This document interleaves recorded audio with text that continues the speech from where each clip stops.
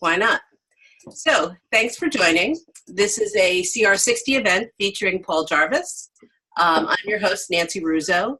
This is part of the Creatives Roundtable, which is an online community of creative business owners who meet monthly in moderated sessions that help members set measurable and attainable business goals, such as creating marketing materials, streamlining working with clients, firing clients, telling clients you love them, and more. Registration for our next term will open May 15th for a July start. If you want to be part of our community, we have a private Facebook page where hot conversations happen and discounts to these events are part of the package. I'll put the link in the in the chat area. Upcoming events, we have our Building Custom Websites with Webflow with Rand Segal. That's in April. Content Marketing Strategy featuring Elise Beenham. That's in May. Pricing Formula for Creative Services with Cami Travis Groves. Two-part series using webinars for lead generation and sales with Michelle Boucher. And I think I've named enough. So we have Paul Jarvis here. I know I'm a fangirl. I told Paul that not only did I read his book, but I listened to his book, and Mallory said she listened twice. Paul is a designer who likes to write, or a writer who likes to design, and has worked for himself since the 90s. We're here because of this wondrous book, Company of One. He has courses on Creative Live, which are wonderful, and the Chimp Essentials is kind of an essential thing to take if you work with MailChimp. And I want to leave it to Paul. We're going to do this as a Q&A, so Paul will say hi, and then we can start asking some questions. Yeah, hey everybody, thanks for tuning in today. Thanks for being here early. I think all of you were slightly early. So yeah, let's, I guess any questions you have about any of the things that I know, I will do my best to answer, for the next, I guess, about 45 minutes. I'll start off. So this is something that's based on a conversation that's both in your book and in our Facebook chat, which is, so if you want to stay as a company of one or go back to being a company of one, which several of us have done, so what do you feel about hiring like an operations or project manager so you can still do the creative work, outsourcing tasks such as that?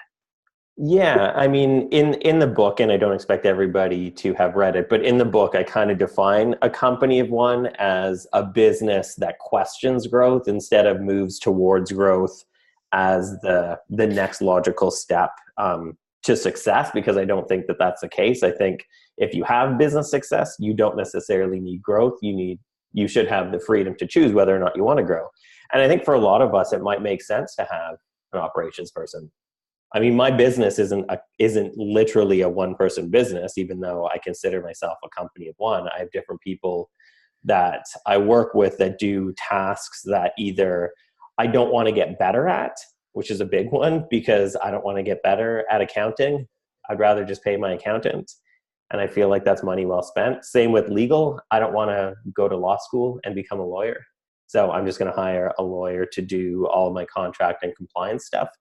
So I think it depends, right? Like it depends on everybody's business. For myself, I like doing the operation side of things, so I would never hire for that. But everybody is different. Every business is different.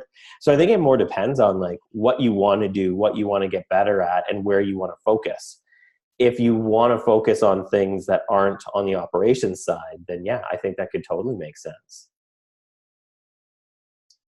So Nadine and Sarah, you both had these discussions. Do you have any comments? I'm going to call on people if they... Yeah, I can talk. Okay, cool. I could probably go all day on this. It's an argument that goes back and forth in my head. So after having that conversation on Facebook, then I was like, wait a second, I think I want to stay where I'm at. So you don't know who I am. I'm Sarah, and I have Evolve Creative, and I have 4 employees. And I was like, oh, I'm tired of all this. I want to go back to just myself. But then after talking to more people and thinking about like how that worked before, I think I'd be working a lot more hours than I am right now. So I think I want to stay how I am right now because I have a really, really good team of people, and I can be gone for a week and they're still working and making money. because I'm not as much of a numbers person and care about looking at like the pipeline of work. I'm the idea person and I'm still a designer. So I'm thinking of bringing in something that's more sales, marketing, operations type. That makes sense. I wouldn't argue that. So what was the reason? I didn't read your book. So what is the reason that you decided to go to just yourself? It's actually contractor. It's actually always been just myself with a few Okay. freelancers. I don't like managing other people. I'm also not good at managing other people. So I would rather just stay one person. So when I was doing client work, web design stuff, I basically just kept raising my rates. So I could stay one person and still make a decent living. But a lot of people I know have grown small teams and they've done well. And you can bring in more business and you can focus on the thing that you really want to focus on or the thing that you're really good at, as opposed to if you are just one person, you kind of have to wear all the hats. You need to be doing like half your time doing the design work or whatever it is you're getting paid for, and then half the time running the business, which it's not for everybody. And so I don't think there's not a right or wrong way to run a business. I think there's just a right or wrong way for each of us to run a business. And I think sometimes we can get caught up in like the grass is greener, where like if you're a one person business, you're like, oh, it'd be so much better if I had like 3 or 4 or more staff. And then if you have a bunch of people, it's like, oh, I remember the days when it was just me. And yeah, I think we can easily get caught up in that. And it's not always I just think that we can figure out the best way for us, as opposed to like, this is the best way for business, because there isn't. Okay. Yeah. It'd be interesting to hear from other people that went from a team to one person and why your reasons were for doing that. I did that and I hated managing. Honestly, so I went back.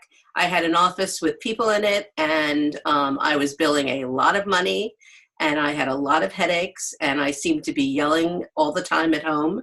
And so I said, this is not working out. So I closed my office, and I started with a couple of people working freelance for me. But like Paul, I have my lawyer and I have my accountant, and I have some trusted people who do some production work for me and some design work. But I am done with the headache, which is good. And I used to bill a lot of printing as well, and I just don't even do that anymore. Mm-hmm. And Nadine, you recently were going back and forth with outsourcing, right? Yeah, I mean, just in the last probably 6 months, and it wasn't a planned thing. It was just trying to solve a problem. I was too busy, and I was just growing without questioning it, which was why the book was well timed. And I learned very quickly I also didn't like managing people, or at least not at this stage in my life and career. So I'm still doing a little bit of work with subcontractors, but I'm taking a hard look at my clients going forward, and I'm actually offloading some clients because I just have so much on the go right now, which is actually a question I have, because I noticed, or I read in your book that when you were doing web design, you said that, you know, you had this great system where you're booked up for 4 or 5 months in advance, which is kind of where I'm at now, which is great, but also a struggle in terms of turning down people or turning down past clients. It's really hard. So do you have any suggestions on how you manage that kind of backlog, I guess? Yeah, I mean, I would always let my clients know at the end of an active project that, like, if you want to get back on the books, like, I need some lead time, because I am always booked pretty far in advance. And I mean, it would depend. Like, I'm such a process nerd and I'm very much into structure.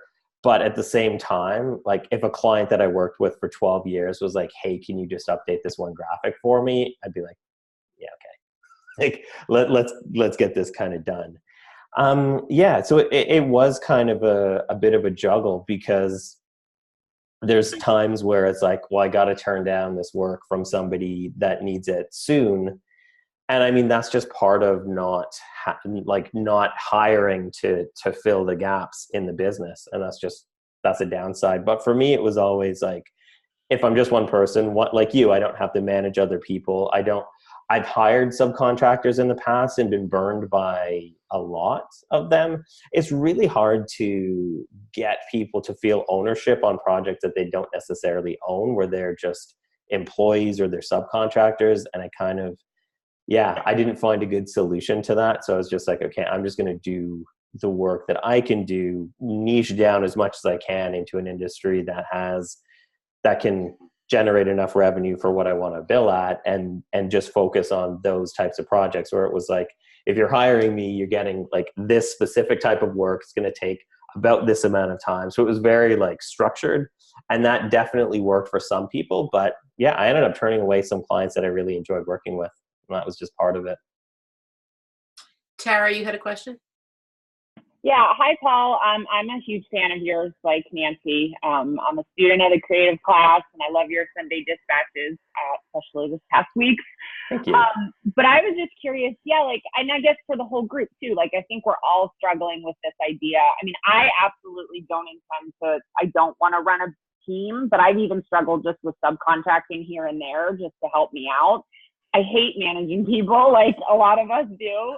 And I was just curious, as when you were doing more design work full time back in the day, as you started to grow, was your thought process, I just got to keep, raise my rates and find people that can pay it, or, get more, I guess, efficient on the process side? I guess I'm just curious to hear any tidbits from you as far as what are some hacks on maybe growing without instantly just going to hiring subcontractors to help you with the work? Yeah, for sure. And that's a good question. And it is kind of both of the things that you touched on there, where the first part was getting my process as dialed in as possible. There's an article on my website on user onboarding or client onboarding, where I think 8 of the 9 steps were automated. So somebody would see on my website, prices start at this price, and that would filter out 90% of people. And then they would get into an email automation sequence that would send them a PDF, and then they would go to a survey, and then at the end they would book a spot in my calendar using a calendar scheduler called Calendly, and then we would have a conversation. And I would do that for pretty much every aspect of the project, where there would be a process document that they would have to sign off on. This is the process that we're going to follow. These are the number of revisions we're going to have. This is how we handle the exit from an active project. So I made it as tight as possible to basically just focus on the work that I wanted to do, the creative work, and all of the other client management stuff I tried to keep as neat into a process as possible. But then, on the other side, like you said, it was a matter of, as I was continually booked 4 to 6 months in advance, I'd be like, okay, the market is showing me that there's demand here, so I'm going to raise my rates. And then I'm going to raise my rates again. It's funny, I was talking to a woman that does, I don't know if you all can see this, there's a print on my wall of one of my pet rats that passed away, but she is a visual artist, obviously. And when I first started talking to her, probably 3 or 4 years ago, her rates were something like $40 or $50 for print, which she was doing all right with that. But then when I contacted her this year, I looked on her website, and she opens up her commissions cart for 15 minutes every twice a year. So people can buy commissions from her for 15 minutes every 6 months. And this is how she's dealing with kind of scaling without growth, where there's continually a demand for her art. She's only one person. She can't subcontract out this art because it's very specifically hers, and she's just brilliant at what she does. So she's found ways to build a process where she can basically she's raised her, I think it's now $500 or $600 for a print, which I still think is worth it for the artwork that she does. So she's continued to raise her rates, and she's built a process that works where she can basically do sales for 15 minutes twice a year, and then fill all of her slots. And she experimented with it as well. She first tried to be first come, first serve on her list. And then sometimes people would be like, oh, I wanted to print 3 months ago and now I don't, or, oh, I don't have the money for it.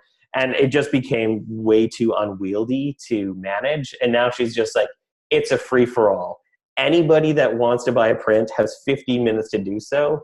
And I can't give you a time for when it will be done, but I will get it done in the next 6 months and ship it out to you if you pay for it in 15 minutes. And that's how, and it's just, it was trial and error, right? And just like for a lot of my own processes with clients and web design, it was a lot of just, okay, does this tweak in my process help me or hurt my business? Or does this tweak in the process make my clients enjoy working with me more or dislike working with me more? And then every time something worked, I'd be like, okay, this is good. This is locked into the process. Let's try something else. And then let's try something else. So it's kind of like, I love having processes in my work, but I also love making sure that they're malleable and that they're tested as often as possible, just so both parties are kind of happy with the way that things work. Did you ever worry in your automated system when, you know, like you said, kind of that onboarding? I really struggle with how much should be automated and how much should be me, and like missing that personal connection. Because part of my whole thing is like, I'm a company of one, I'm staying small, you're going to work with me and it's going to, you know, you're going to have that personal relationship. So I really struggle with how much of it should be automated before they actually get to me. Yeah, for me, it was because I kind of was the same way. Like if people were working with me, they were hiring me to do all of the work, and it was, I have a personality, and that's kind of what they were hiring as well. But I also found that if people in the initial stages, they just wanted information, and if it was automated, they get the information regardless of if it's 2 a.m. for me and I'm asleep. I'm not going to get to that till probably 9 or 10. So they would get the initial bit of information in an automated way, so they get that right in the beginning. But I would never automate out having a conversation with somebody before they hired me, because I want to make sure that like I understand them, they understand me, we can communicate, it seems like a good fit. So I would never automate out having a real-time conversation. But for the first couple steps, I found that really did help. And then as well, like it's not coming from like no reply at Paul Jarvis. It's like, if you have a question, if you have a problem, hit reply to any email you get from me, even with my mailing list. It comes from me. Like if somebody replies, it goes to my inbox, and like the human being Paul sees that instead of like a robot or just going into the ether. So there's always like, it's always just one step away from talking to a human being. That's how I got you to talk here. I replied to one of the MailChimp emails that I There get. you go. I don't even have a contact page on I have a contact page on my website, but it says pretend I'm dead and there's no contact information. But for all of the emails, like for anybody on my newsletter, like 35,000 people have my email address every week. So I'm easy to get in touch with, but I don't want to be contacted through my website, because then I just get like PR pitches for stuff that's completely irrelevant. Like I'm not going to write about somebody's new tech company somewhere. That's not what I do for a living. So Yeah. So you're doing something different than other contractors or designers are doing, is that you're selling products, so that way you can make money outside of your billable hours. yeah, I don't have any billable hours anymore. I was a freelancer for about 15 years, but probably 6 or 7 years ago, I transitioned into products. So now the only thing I do is products. I don't do any client work anymore. But I think that's a big thing that would help a lot of people.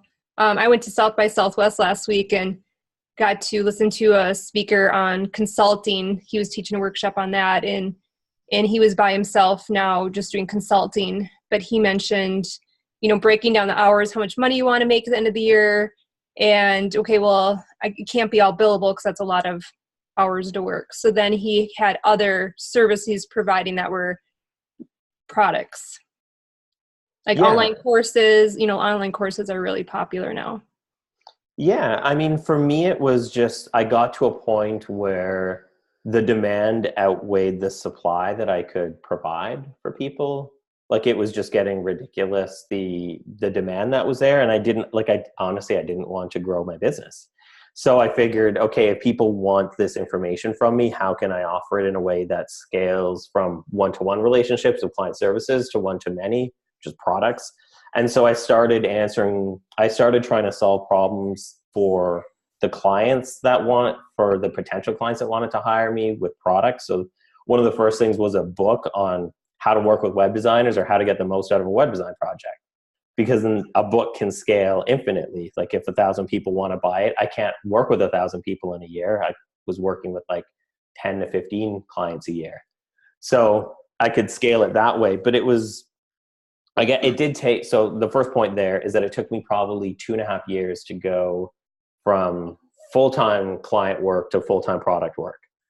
It wasn't just like I flipped the switch and all of a sudden I'm just a product person, because it requires scale, right? Like if I only need 10 to 15 clients a year, then I could have a mailing list of 100 people and fill my calendar pretty quick. But if I'm selling a $20 book, I can't sell 15 copies of that and hope to make enough to live off of for a year. So there was a couple years where I was kind of doing both, where I was doing a bit of client work and some products. And the products, basically, to speak to the product side a little bit, I basically built products that people were asking me for. Like, I don't know how to make a product and then go find a market for it.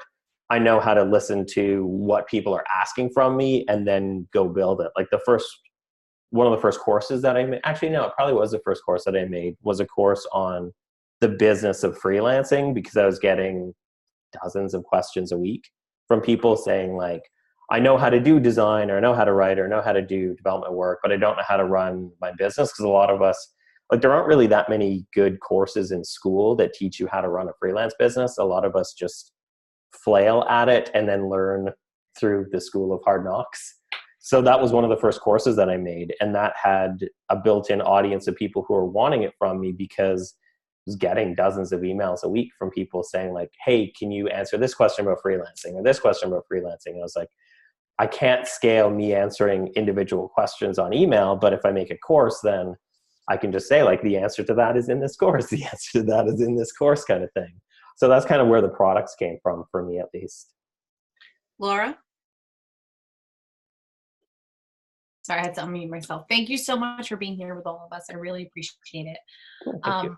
So in the book, you alluded to companies of one that are not just one, and that's kind of where I fall. So right now I am a company of one, and I've reached my plateau of the work I could take in, and I'm 2 years in.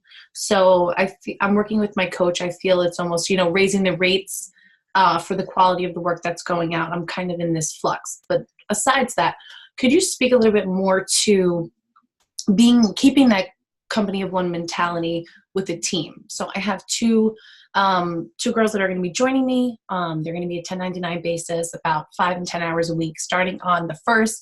And it's really the first step that I'm taking to move in that direction of agency. But I want to grow intentionally. The principles in the book are great and they really spoke to me. But if you could explain a little bit more about how to keep that kind of mentality with growth.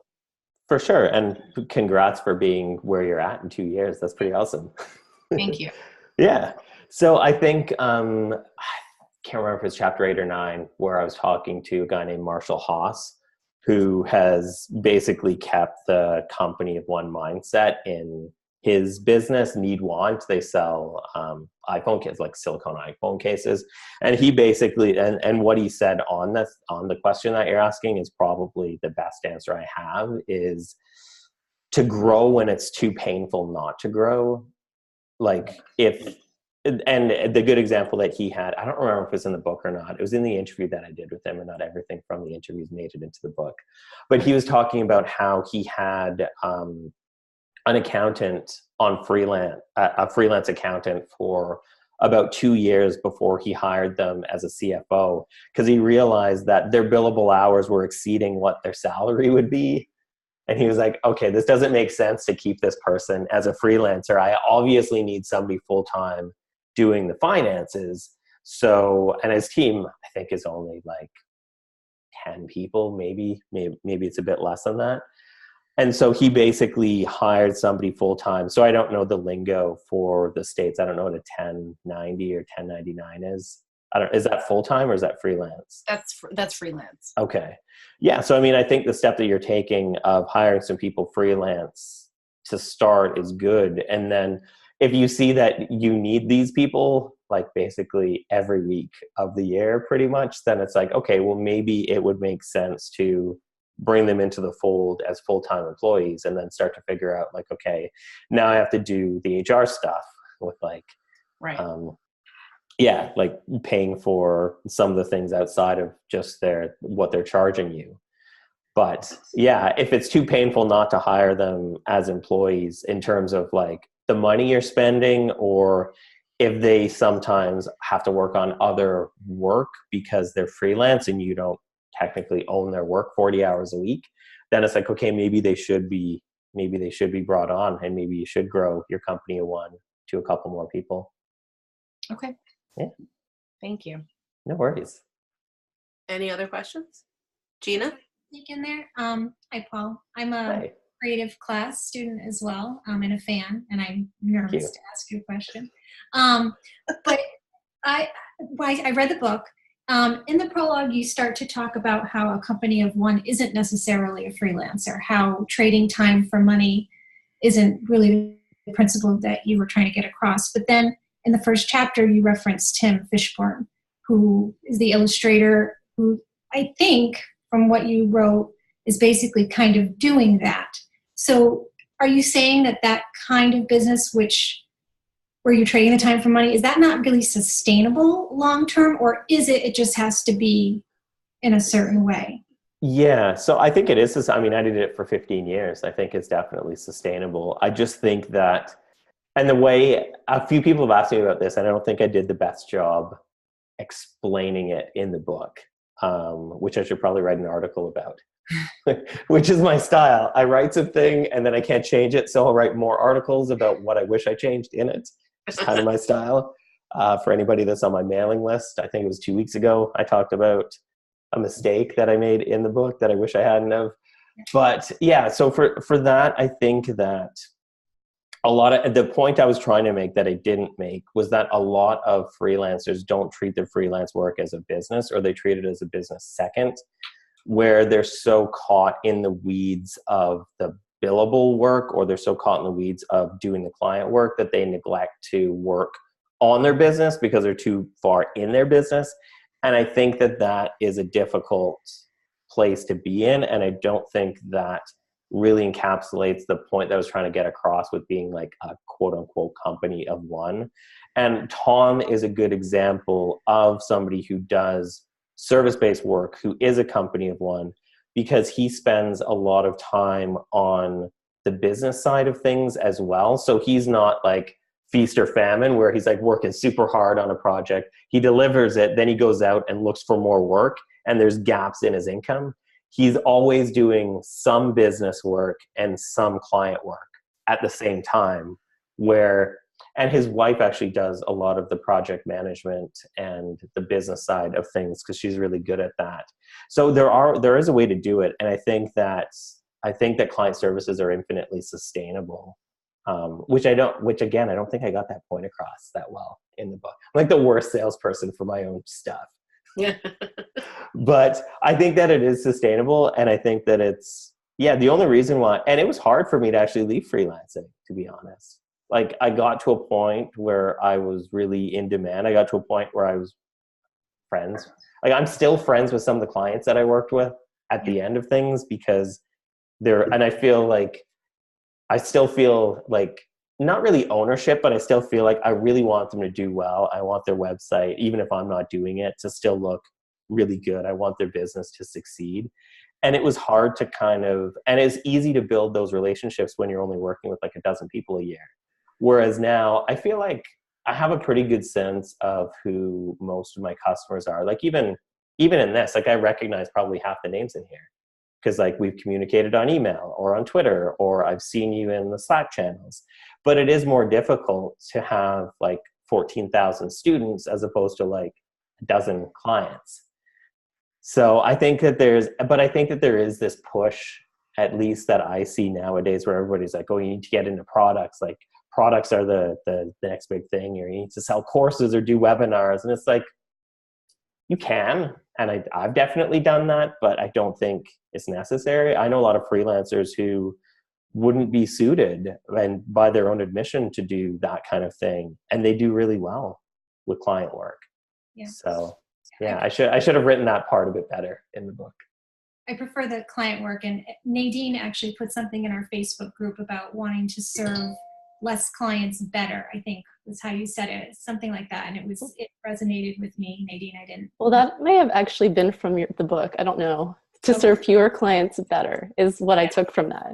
Yeah, that was talking about customers, but that was the thing. That was in the one customer chapter.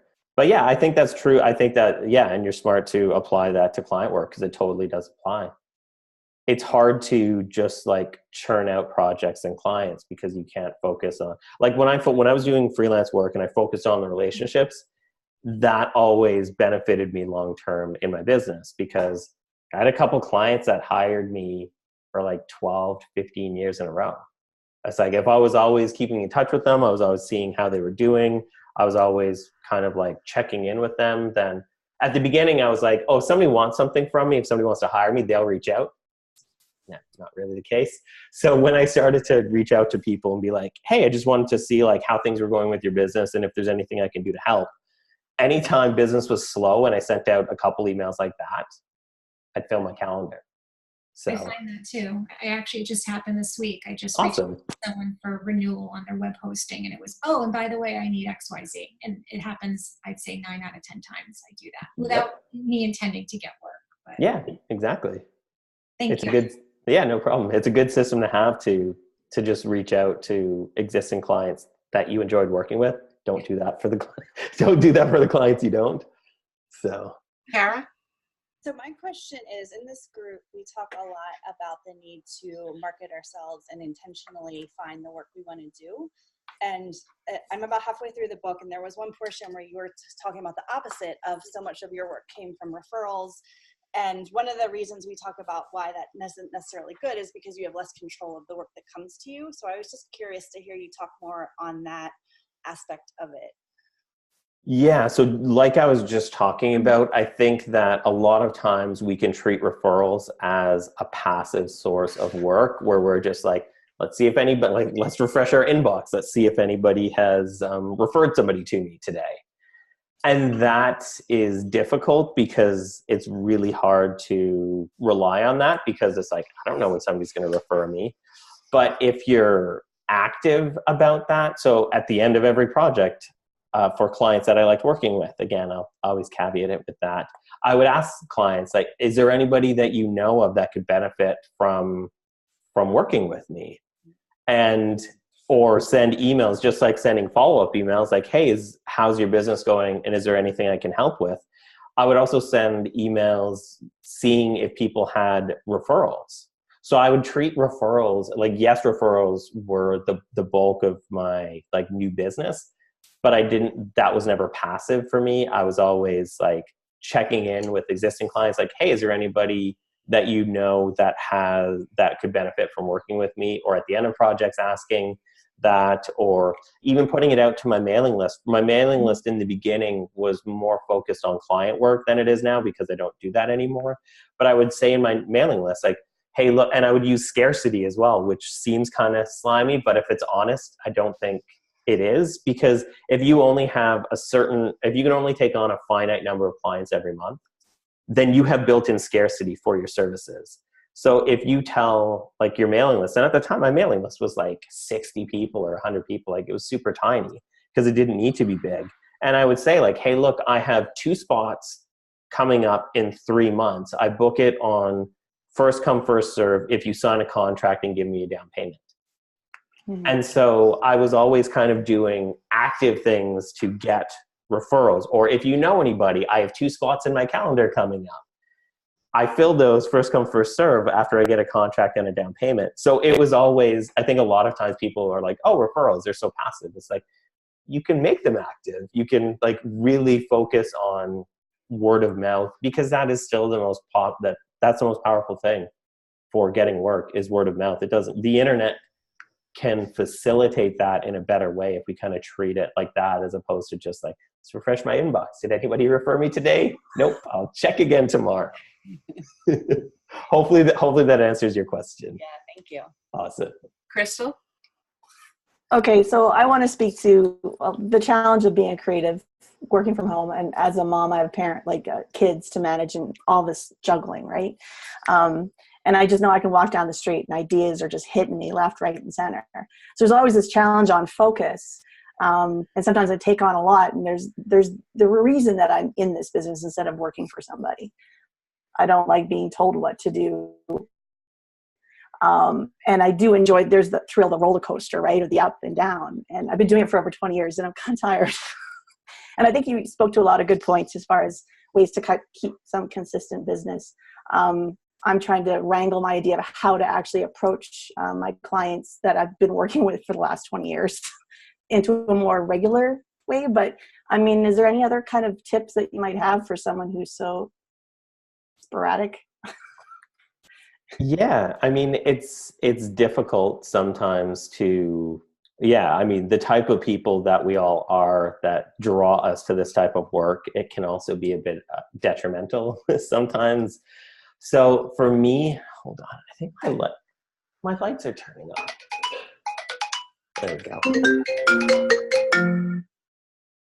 Sorry. No worries, where was I? Focus is important. I think just being on it, like I think a lot of times we can be like, being driven is really good, but also really bad.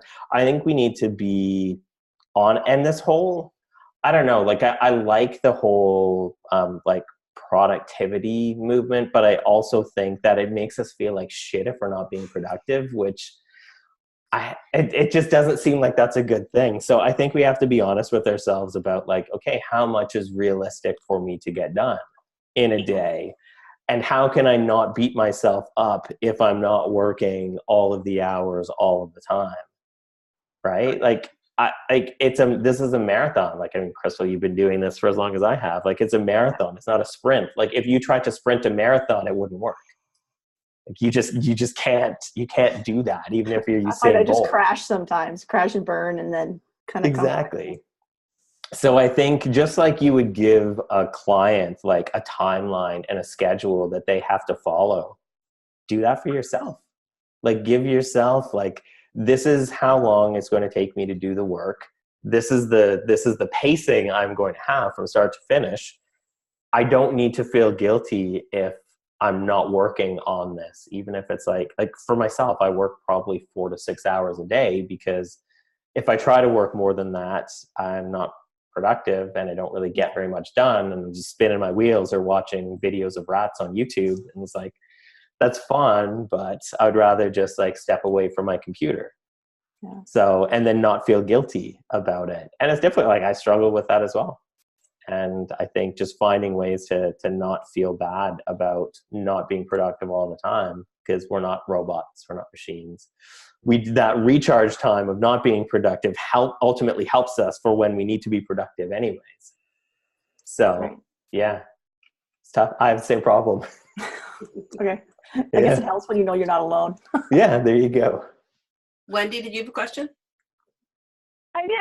So I've been working for myself for 10 years, and I do, like, most of my work is through word of mouth, and like you said, and it's great, but I'm wondering how you manage. I'm ready to kind of transition to do something else, and like how you like thoughtfully went about like scaling back your business to do products. Like, I don't want to do product in your sense. I would like to do more like visual design, art, illustration, but that's a huge shift. And like, how did you, like, what was your process for saying, all right, this is enough, and then I'm going to work on this? Like, any secret sauce for that? I'm going to mute myself because I've got a jackhammer on. No worries. Yeah, so I actually tried to do it a couple of years before I was actually doing it.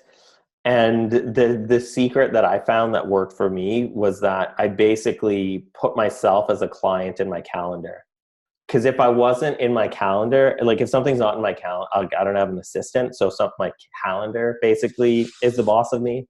So I put myself in my calendar. If I was working on usually like 2 or 3 projects a month, then I would put myself as one project in the calendar, and I'd be like, okay, if a client hires me, then I'm going to keep my word. I'm going to do the work that I say I'm going to do when I'm going to do it.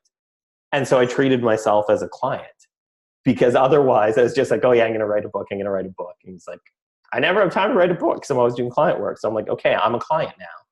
And I kept my, the other thing so that was probably the biggest thing, because otherwise, if I didn't do that, I would have just kept pushing things further and further back. The other thing that I did was I kept because I knew that I ultimately wanted to transition from services to products. So I kept my income totally discrete from each thing. So I would not, and so the first product I did, I spent very little money on it to try to, I basically traded and bartered with people to get it done. And then as that product started to make money, I could take more time in my client calendar with the product stuff. So it was like, if clients were up here and products were down here, it was like, okay, products are starting to make a bit more money, I'll scale back clients. Products are making a bit more money, I'll scale back clients, until it became like this.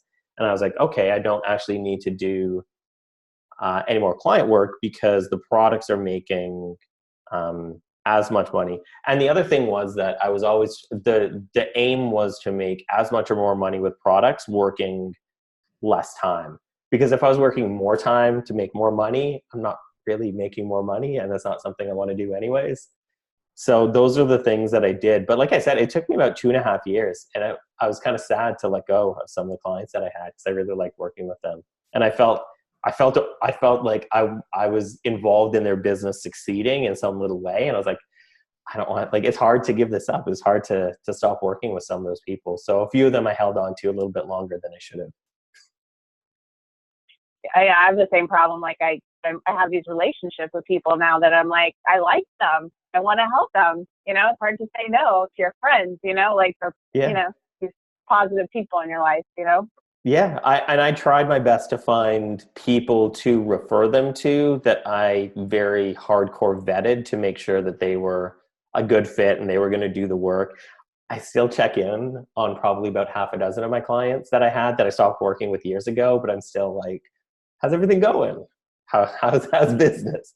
Because I still feel invested in the businesses that they run. Any other questions? I have one. Paul, I'm just curious, have you always had this kind of solo company of one philosophy mentality, or were you ever really challenged along the way to grow? And did you start to grow and realize this is not what I want? Or is it just always something that you knew? Yeah, it's always something that I've known. I mean, but before I was freelance, I was the creative director at an agency, so I had to manage other people. Luckily, it wasn't my business because I was awful at it, and it wouldn't have gone well if it was my business. And I stepped out of that role because it wasn't I tried it. I knew, I was just honestly, it came down to jealousy. And this is kind of why I think a lot of people end up working for themselves, because in the corporate world or in the agency world, when you do well at something, you get promoted into managing other people doing that skill. I never wanted that. I like doing design and writing, so I would never want to promote myself out of a job I like into a job I dislike to have to manage people doing the job that I wish I was doing in the first place. So it's always kind of been that for me, where I don't want to promote myself out of the work that I like because I like doing it. I have a question about the cost of opportunities, which is something you talked about. Can you talk a little bit about that? Yeah, I think that it sounds kind of pessimistic, but I think it's more realistic than pessimistic. I think that every opportunity has an associated cost or debt to it, where opportunities, and the problem is that because a lot of us go through feast or famine moments, when opportunities arise, we're like, yes, I want this thing. And I don't think we always consider whether or not it's a good fit for us, or whether or not it's something we want to have to actually take action on and do in the future.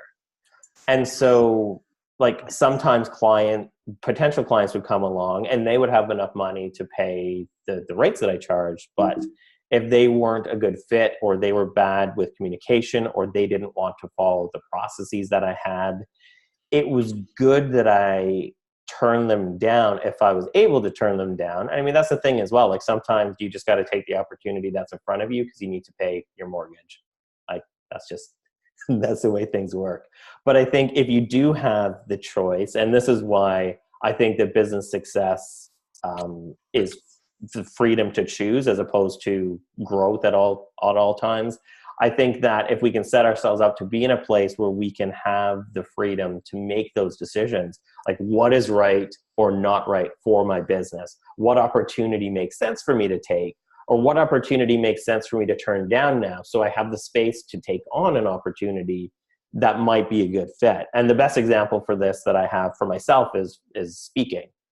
People offer me speaking gigs all the time, and I don't like doing speaking gigs. Like, I don't like traveling for work. I'd rather just travel with my wife for fun. Because I used to travel 2 or 3 times a week in my 20s, and that got old pretty. Like, it seems exciting that you're traveling for work and on a plane all the time, and then it very quickly becomes not fun. And I also know that I don't do well in groups of people in like real life. I feel like if networking and communicating with other people and forming relationships with other people is important in my business, in big groups in real life, I can't do that. Like, I would just be standing there and not be communicative with people. Whereas like if I do things in a way that works for me, it works better. So like having the opportunity to do speaking gigs, I'm honored that people think of me for things like that. And they feel like great opportunities, but it's not how I want to run my business or what I want to do in my business. And 2, if I say no to speaking gigs, then I can do more things like this, or do more things like keep having time to send emails to my weekly newsletter and that sort of thing. So yeah, I always like to think of opportunities as like they're obligations. They just have like a pretty bow on them. And so they're hard to see what the backside of action is on them. So based on saying that, how do you feel about the, not being a lone wolf, which you talked about in your book? I mean, a lot of us belong to this Creatives Roundtable community, which is really a great place to bounce things off of one another, or we have other creative friends. But how do you deal with that? Yeah, and I think that I think it is a line in the book. I don't usually quote myself, but it is fitting. I think just because we work for ourselves doesn't mean we should work by ourselves. And I think it's important to have like some humans are built for connection. Like the reason humanity evolved as opposed to other species that were faster or stronger is because we could work well together in groups. And that I don't think we've evolved out of that. But I think we have to find the best way to foster that connection. Like, I do go out for coffee with a bunch of my friends on the island, but it's like 2 or 3 people at a time. I'm in a mastermind group with a couple people. I try to participate in the Slack channels that I have for the courses that I run once or twice a day.